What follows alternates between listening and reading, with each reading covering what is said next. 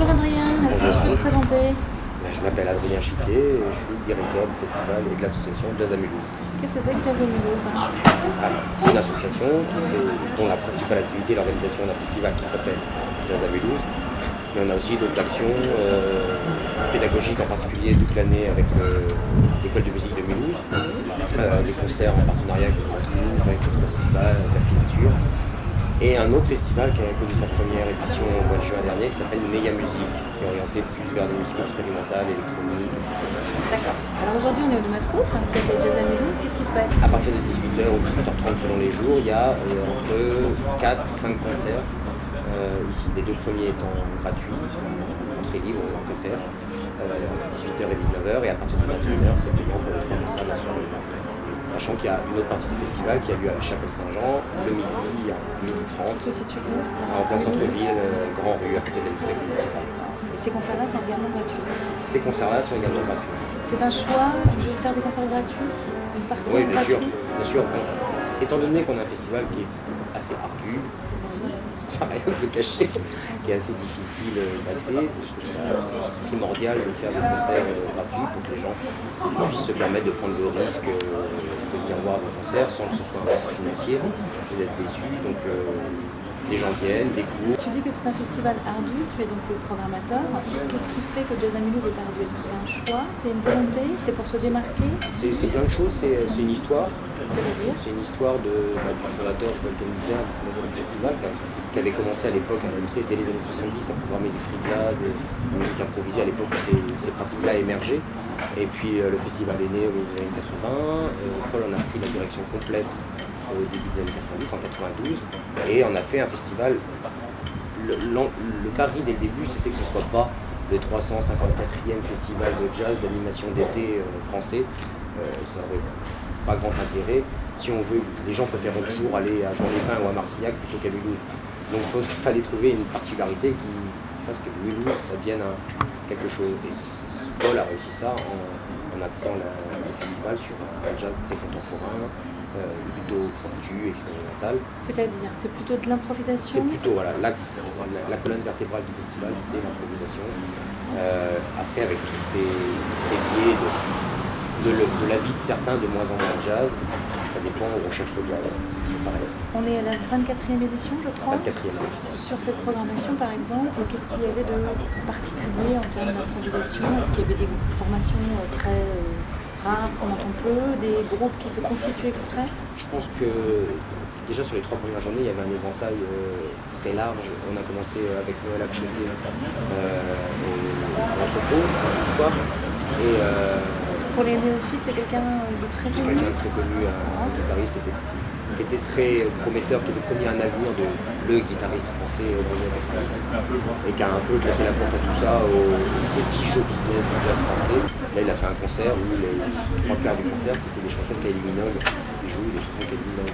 Tout est, pour ainsi dire, improvisé à partir des chansons de Kylie Minogue. Et puis on a été à un autre extrême, si je puis dire, le lendemain, le premier concert de la soirée au Domatrouf, et par Philippe, Ursula Goldberg et Jacques Demierre. Par Philippe, c'est même une légende presque de la musique, c'est un vieux monsieur extraordinaire, qui était dans un minimalisme absolu, une abstraction complète. Voilà, les gens ne se déboulonnent pas, ils essaient, ils savent que le Jazz à Mulhouse, c'est faire ce pari-là un petit peu. C'est dire, ok, je suis déboussolé par un concert, ça demande un peu d'effort, un peu d'insistance, et puis voilà. S'il fallait caractériser le festival, ce serait ça, c'est-à-dire accepter d'être un peu chamboulé, bousculé.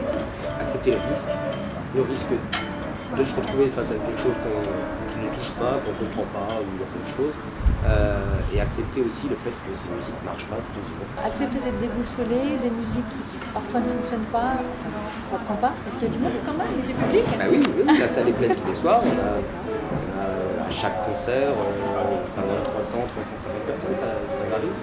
Donc ouais, je peux vous dire que tous les musiciens qui sortent de scène disent waouh, on joue jamais devant des audiences aussi importantes.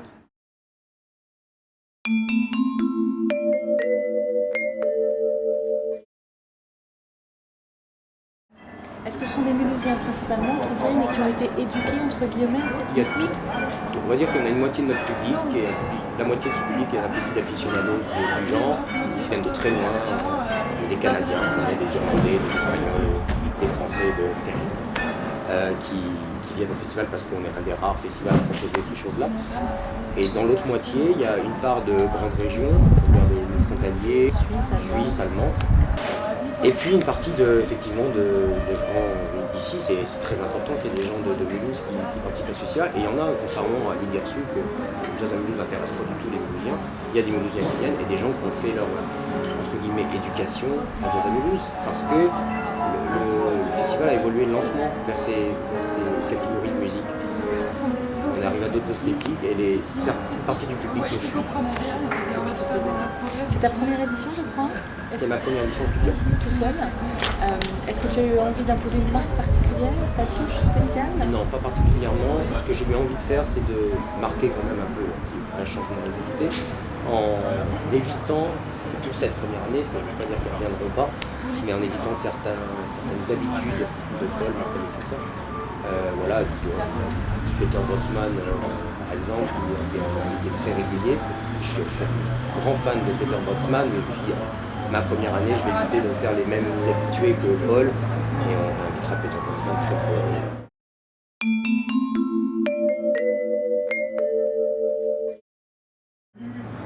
On est presque à la fin du festival. Quel bilan tu peux tirer de cette 24e édition? Un bon bilan, surtout en ce qui me concerne. C'était ma première, c'était un peu genre d'épreuve du feu. Et très bien, moi je pense que si j'arrive à proposer des beaux concerts devant des publics nombreux, c'est voilà, j'ai rempli ma part de contrat. Et si c'est pas dans la facilité, s'il y avait quand même un moment, un peu de piment, un peu de risque. Voilà, et je pense que avoir réuni 300 personnes devant un concert de la Pieuvre mercredi soir, je suis content. Qu'est-ce que c'est la Pieuvre? C'est un très gros orchestre qui tourne très peu parce qu'ils sont 22 personnes, je crois. 22 plus le chef d'orchestre. Et ils ont pour le coup très peu l'occasion de jouer parce qu'il y a peu de structures qui sont susceptibles de les accueillir. Donc j'étais à la fois très fier et très heureux qu'ils puissent venir à Mulhouse. Et voilà, et de voir un concert pareil avec des gens qui trouvent plus de place assise, qui se restent debout, et un public qui reste dans la salle. C'est ça qu'il faut comprendre. Ils ne sont pas effrayés, ils savent. Et ils ne sortent pas. À la fin des concerts, ils sortent et tout le monde vient les voir. C'est pas ça, c'est super. Si j'arrive à faire ça, après il peut se passer n'importe quoi. Et puis aussi de commencer à voir des Mulhousiens, plus de jeunes, plus de Mulhousiens. Ça fait plaisir parce que c'est les aficionados, on sait ce qu'il faut faire pour qu'ils viennent. Et ils viendront de toute façon.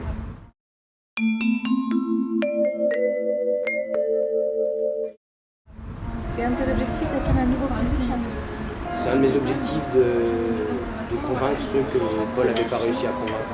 On avait convaincu d'autres, et il y en a d'autres, des plus jeunes probablement, c'est une question de génération parce que je suis plus jeune aussi, mais d'arriver à dire on peut faire un concert de jazz à Mulhouse au Copain d'Abord en ouverture. Copain d'Abord qui était un bar. Oui, c'était un bar. C'était évidemment pas du free jazz tonifiant, mais on peut commencer à plus investir la ville. Ça m'intéresse évidemment. Tout ça, ce sont des projets pour la 25e édition? Pour la 25e édition, on verra ça. Qui se prépare, j'imagine, dès demain? Pas dès demain, non. Non, on va d'abord boucler, prendre quelques vacances et on commencera à réfléchir à la prochaine édition au mois d'octobre. Calme. Merci Adrien. Merci.